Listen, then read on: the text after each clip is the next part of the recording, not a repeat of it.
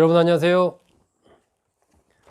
국민의힘 당대표를 뽑는 선거전이 진행이 되고 있습니다. 이 가운데 가장 주목을 받고 있는 인물은 역시 이준석 전 최고위원이 아닌가 싶습니다. 1985년생으로 올해 나이 36, 37 이렇게 됐는데, 이 과연 30대 원외의 제1야당 당대표가 탄생할 것인가, 언론이 상당히 주목을 하면서 많은 기사가 쏟아져 나오고 있는 그런 상황입니다. 이 국민의힘 당대표를 뽑는 선거전이지만 국민의힘 지지자나 국민의힘 당원들 뿐만이 아니고 이 상대 정당인 민주당에서도 상당히 현재 국민의힘 이 당대표를 뽑는 선거전을 주의 깊게 긴장된 상태로 바라보고 있습니다. 이유가 뭘까요? 일단 이번 이 국민의힘 이 전당대회 앞둔 선거전을 두고 여러 가지 이슈들이 나왔습니다.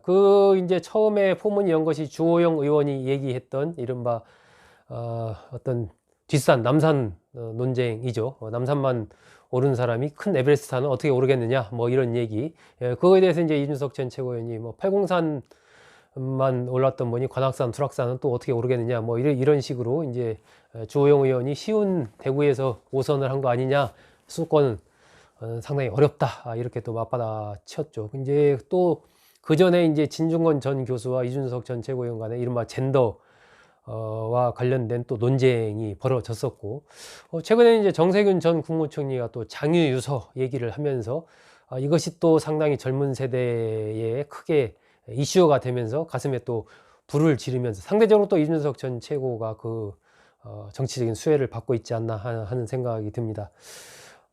이 홍준표 의원 같은 경우도 뭐 지나가는 바람이다라고 이제 이준석 전 최고의 돌풍을 이렇게 평가절하를 했었죠. 주호영 의원은 뭐 대리들이 뭐 기획 아이디어는 참신하게 내겠지만 뭐 리더가 대표가 되기는 좀 어려운 거 아니냐, 뭐 이런 개념으로 또 얘기해서 이런 부분도 상당히 젊은 세대들이 보기에는 여러 가지로 비판을 내놓고 있는 그러한 형국입니다. 전체적으로 흘러가는 흐름이 어쨌든 이준석 전 최고위원이 이 이슈의 어떤 중심에 서면서 공격을 받더라도 그걸 맞받아치면서 흐름을 좀 끌고 가고 있는 그런 형국이다, 이렇게 봐야 될 것 같습니다.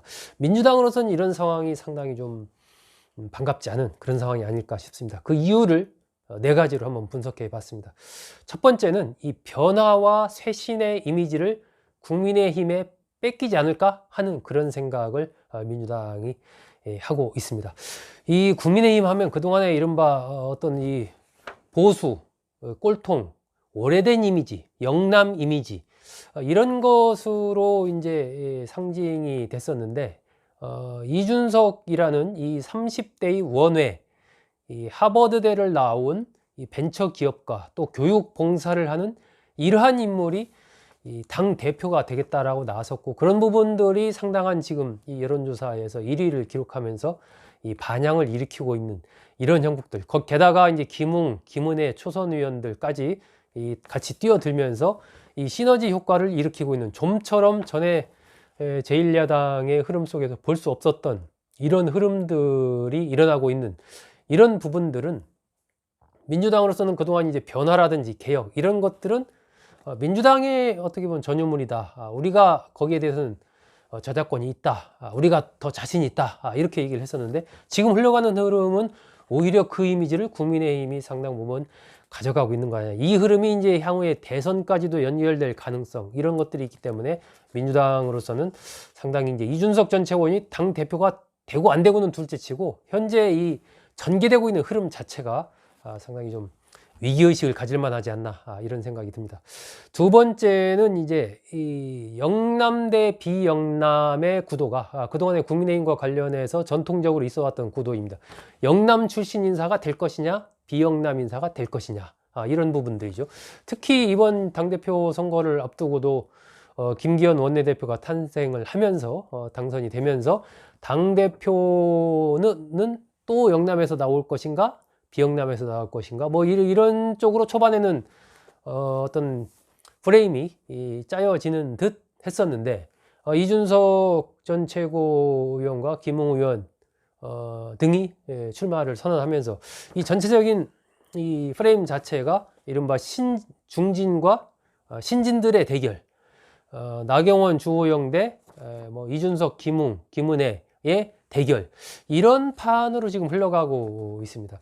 이것이 이제 어떤 전통적인 영남을 중심으로 한 이 국민의힘은 영남당 이미지, 이런 부분들이 민주당으로서는 나쁘지 않은 그런 구도였는데, 그 프레임, 울타리 자체가 없어지면서 오히려 신진의 흐름이 두각을 나타내면서 그런 변화와 쇄신 이미지 쪽으로 가져가니까 영남당, 비영남당 이 부분은 지금 오히려 사라진 어떤 그런 프레임이 된 것, 이것도 민주당으로서는 그렇게 대선 전략이나 선거 전략 차원에서 봤을 때 기쁜 일이 아니다라고 이제 볼 수가 있습니다.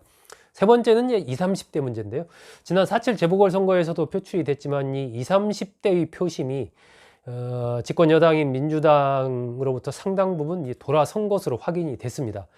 그런데 이런 흐름을 결국은 가져와야 내년 대선을 생각해 봤을 때 현재 40대의 강고한 지지를 바탕하고 있는 민주당 입장에서는 그 지지를 최소한 2030까지 그리고 50대까지 이것이 확장이 돼야 대선에서의 승리를 조금 더 낙관할 수 있을 텐데, 지금 2030의 흐름을 이 국민의힘 쪽에서 계속 견인해 가려는 그런 흐름들을 보이고 있고, 이준석 전 최고위원이 출마하면서 2030 세대의 대표 주자 비슷하게 이렇게 좀 이미지 메이킹이 되면서 그 흐름을 상당 부분 가져가고 있는 듯한 그런 흐름이라는 거죠.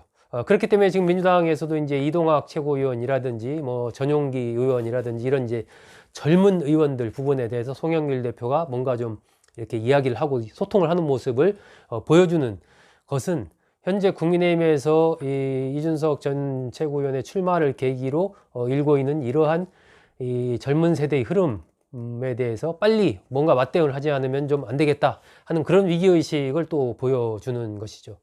이 마지막으로 이제 중도층과 무당층 문제인데요. 이제 민주당은 전당대회가 이미 끝나서 당대표가 다 정해졌고, 국민의힘은 현재 진행되고 있는 상황인데, 뭔가 이 좀 이제 드라마틱하고 격돌하고 누가 될지 모르는 이러한 상황, 이런 부분들이 이제 사람들의 관심을 끄는 거죠. 그러니까 뭐 그냥 나경원 전 의원이 될 것이다, 원사이드하게 이렇게 쭉 가게 되면 사람들이 별 관심이 없죠. 주호영 의원이 확정적이다 뭐 이러면 그런가 보다 뭐 하는 거죠. 근데 지금은 이준석이라는 이 원외가 돌풍을 일으켰는데, 나이도 어리지만 정치 경력 한 10년 됐다니까 이것저것 총선 출마 경험도 한 3번 되고 지도부 경험도 있고 하니까 한편으로는 확 뒤집어서 쇄신으로 당대표 해도 될 것 같다 하는 생각도 들고, 어떤 분들은 그래도 조금 대선 전국도 관리해야 되는데 조금 아직은 좀 그렇지 않을까, 여러 가지 이제 갑론을박이 있다는 거죠. 그러면서 누가 지금 국민의힘 당대표가 될지 모르는 상황이 상당히 흥미진진하게 펼쳐지는 이런 것은 중도층과 무당층 입장에서는 궁금해서 한번 쳐다보게 되는 거죠. 저 동네 어떻게 되는 거지? 이렇게 쳐다보게 돼요. 그러면 이제 그쪽에서의 관심을 끌어갈 수가 있는 거죠.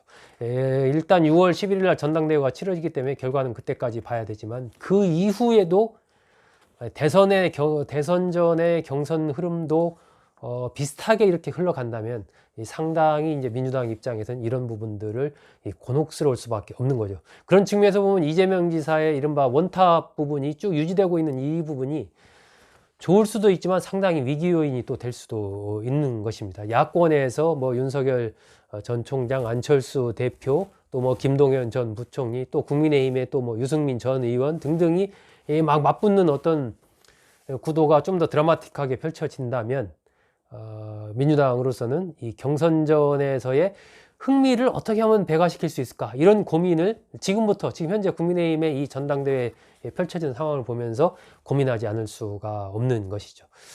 국민의힘의 전당대회에서 펼쳐지고 있는 흐름들이 민주당이 왜 위기라고 느끼는가, 그 4가지 이유에 대해서 제가 오늘 말씀을 드렸습니다. 변화와 쇄신의 바람을 뺏길 수가 있다. 그리고 영남과 비영남이라는 전통적인 프레임 자체를 지금 허물고 있다. 그리고 20, 30대에 대한 어떤 호소력, 이런 것들을 이준석 전 최고위원을 중심으로 해서 상당히 좀 가져가고 있는 흐름이다라는 거. 그리고 중도층과 무당층의 눈길을 지금 잡고 있다. 이런 부분, 이 4가지 부분에서 민주당이 현재 국민의힘의 전당대회를 바라보는 약간의 위기의식이라고 할까요? 이런 속에서 바라보는 이유, 대해서 말씀드렸습니다. 잘 들어주셔서 감사합니다.